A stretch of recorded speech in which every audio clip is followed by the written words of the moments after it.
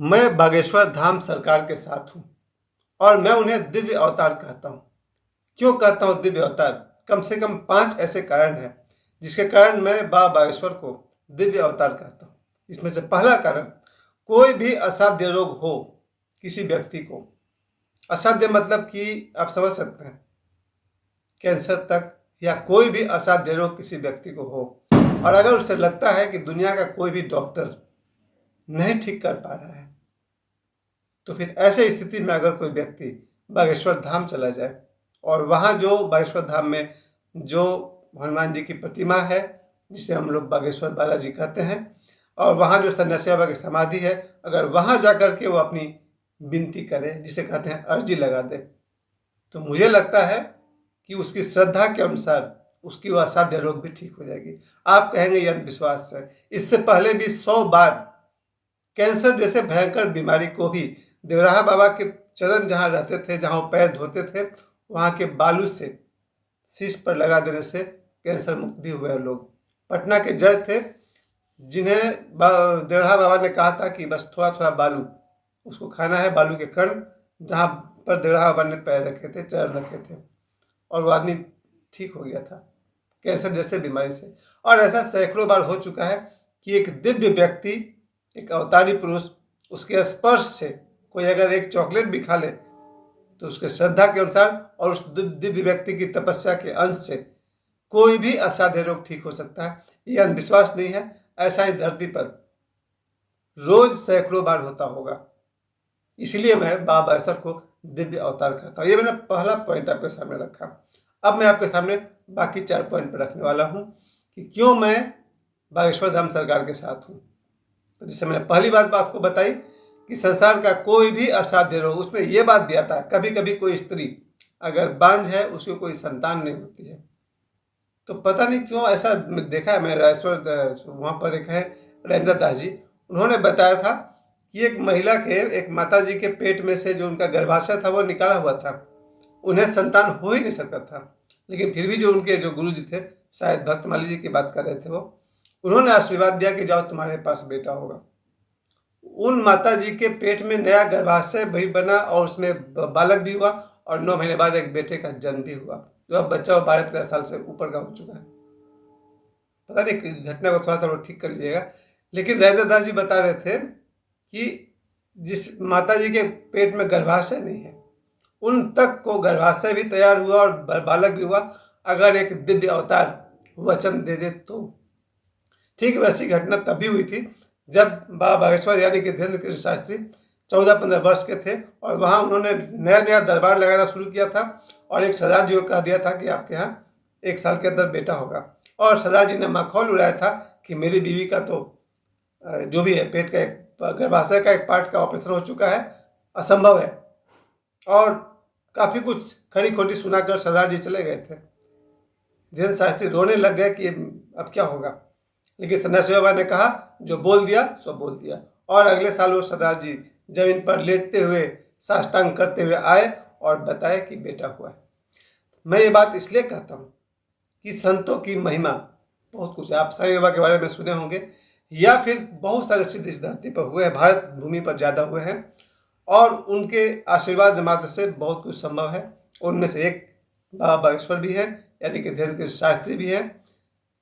तो पहला कारण जो मैंने आपसे कहा वो यही था कि मैं उन्हें दिव्य अवतार इसलिए कहता हूँ क्योंकि दुनिया की बड़ी से बड़ी समस्या भी चुटकियों में हल कर सकते हैं। आपकी श्रद्धा और भक्ति पर निर्भर करता है। अब आइए काम की बात। ये तो मैंने पहली बात आपके सामने रखी। दूसरी बात मैंने कहा था नैतिक शिक्षा अगर सीखना है तो बाबा बागेश्वर से सीखिए। मैंने सीखा। मैं अपने जीवन में 50-51 वर्ष तक एक पुरुष होने के नाते मुझे लगता था कि स्त्री की तरफ भोग्या दृष्टि से देखना नॉर्मल बात है। नॉर्मल बात मुझे लगता था। जब मैं मुंबई में था 15 साल, तब भी बचपन के स्टूडेंट लाइफ से लेकर के अब तक मुझे लगता था किसी भी स्त्री को देखना कामना से, वासना से नॉर्मल बात है, आदमी का स्वभाव है। नहीं, ये नैतिक पतन का भी लक्षण है। जब से मैं बाबा बागेश्वर के संगत में पड़ा, इन 2 वर्षों में मुझे दिखाई पड़ गया कि महिलाओं को, स्त्रियों को आदर, सम्मान और पवित्र दृष्टि से भी देखा जा सकता है, और इसमें दमन की जरूरत नहीं है। केवल बोध की जरूरत है।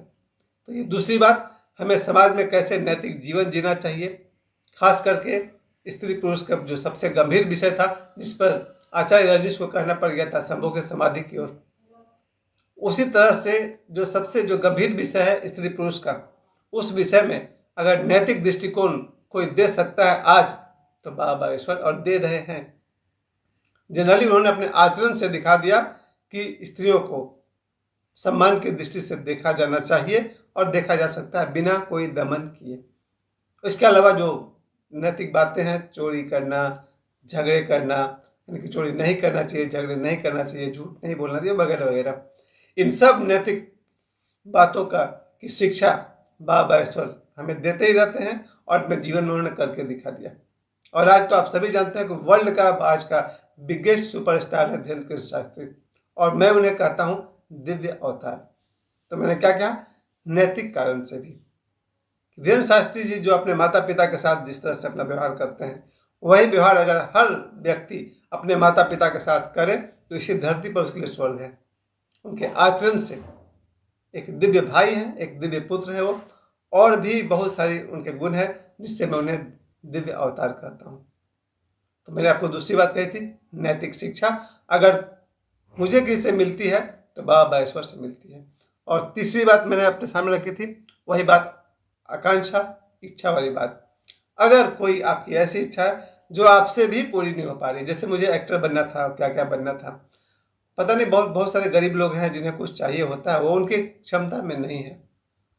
मुझे लग रहा है कि अगर कोई वो व्यक्ति, कमज़ोर से कमज़ोर व्यक्ति, जो अपनी आकांक्षा को पूरा भी नहीं कर पा रहा और भूल भी नहीं पा रहा, ऐसा व्यक्ति भी अगर बागेश्वर धाम जा करके अपनी अर्जी को वहाँ लगाता है, कहते हैं ना, नारियल को लाल कपड़े में बांध कर वहाँ रख देना है, उसकी श्रद्धा भक्ति के अनुसार पता नहीं कैसे कैसे उसको मार्ग मिल जाएगा और जो वो चाहता है वो पूरा हो सकता है। या फिर उसे एक दिन अपने इच्छाओं की व्यर्थता समझ में आ जाएगी और ड्रॉप द डिजायर, उसकी इच्छा ही समाप्त हो जाएगी, या तो पूरी हो जाएगी या समाप्त हो जाएगी, लेकिन उसे अपनी इच्छाओं को लेकर तड़पना और भटकना नहीं पड़ेगा। तो ये मैं तीसरी बात कहना चाहता हूँ, ऐसी कोई भी इच्छा नहीं है जो आदमी की या तो पूरी न हो जाए या फिर इच्छा ही समाप्त हो जाए, इतनी क्षमता बागेश्वर धाम सरकार में है। तो ये मैंने आपको तीसरी बात बताई। चौथी बात है साधना के संबंध में सहायता।